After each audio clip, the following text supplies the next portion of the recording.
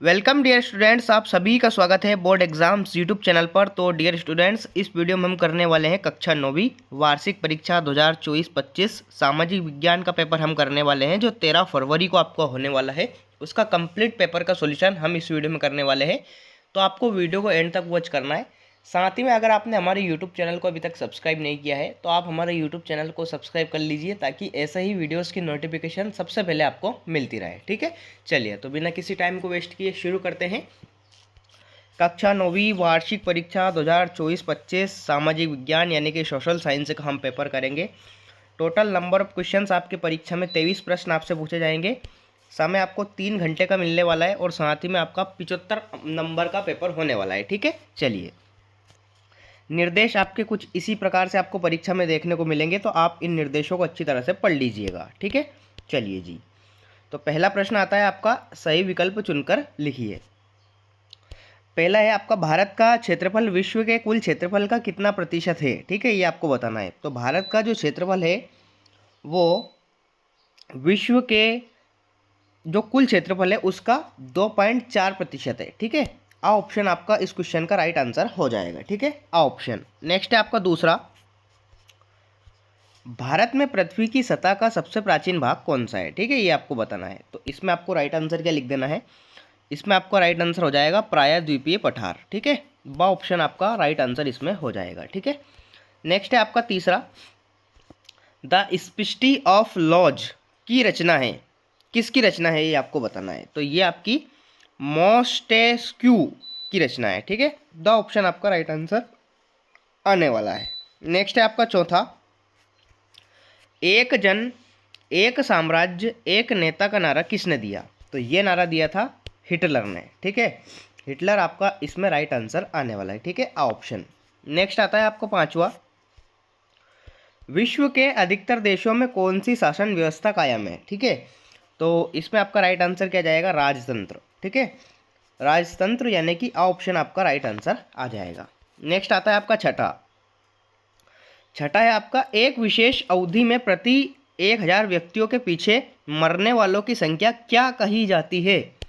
तो इसे हम क्या कहते हैं, इसे हम कहते हैं शिशु मृत्यु दर। ठीक है, आ ऑप्शन आपका राइट आंसर इसमें आ जाएगा। ठीक है, तो इस प्रकार से आपके सही विकल्प कंप्लीट हो जाएंगे। अगला क्वेश्चन आता है आपका प्रश्न क्रमांक 2। प्रश्न क्रमांक 2 है आपका, रिक्त स्थानों की पूर्ति कीजिए। ठीक है, चलिए देखते हैं इनको।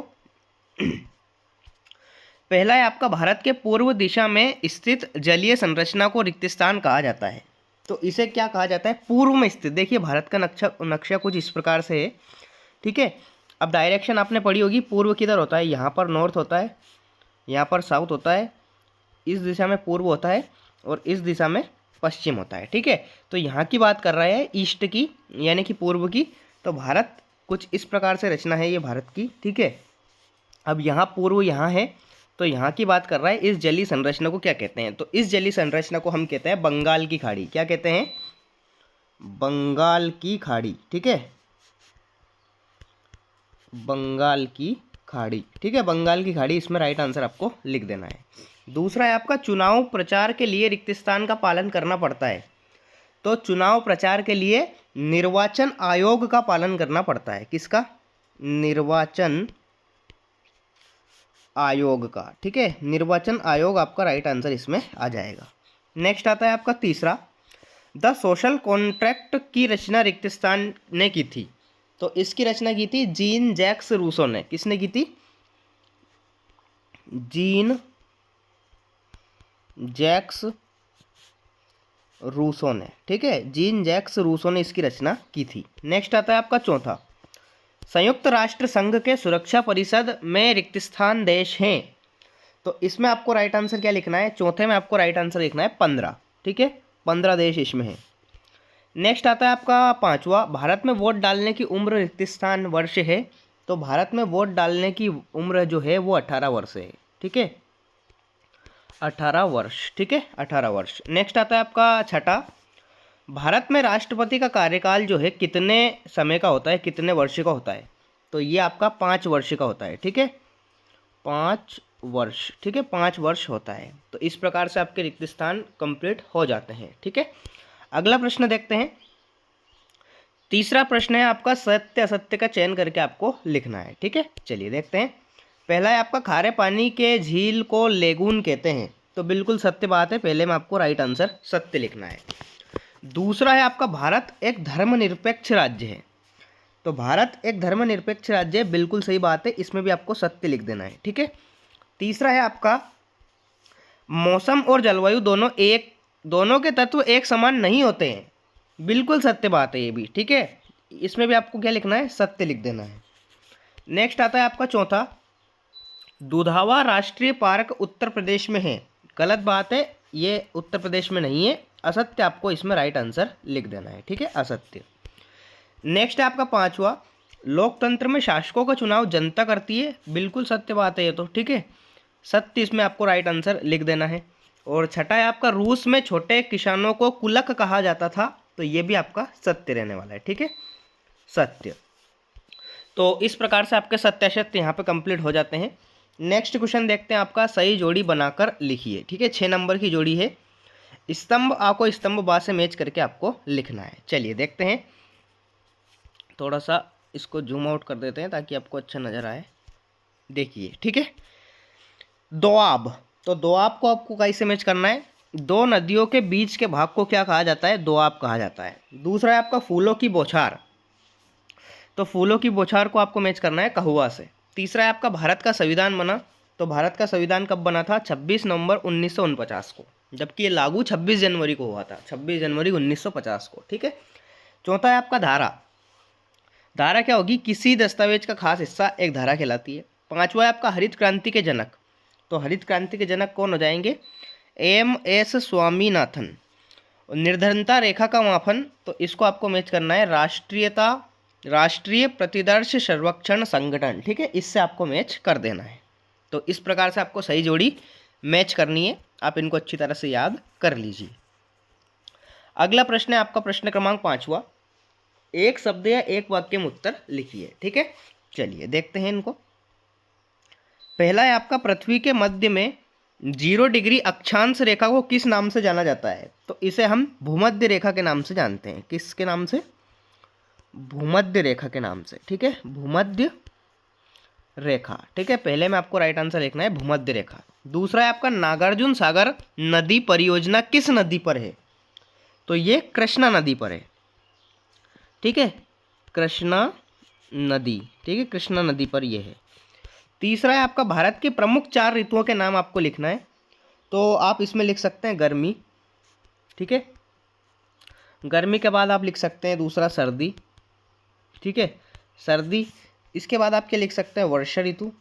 ठीक है, वर्षा ऋतु के अतिरिक्त आप लिख सकते हैं वसंत ऋतु। ठीक है, वसंत। तो ये 4 प्रमुख ऋतुओं के नाम मैंने आपको बता दिए हैं।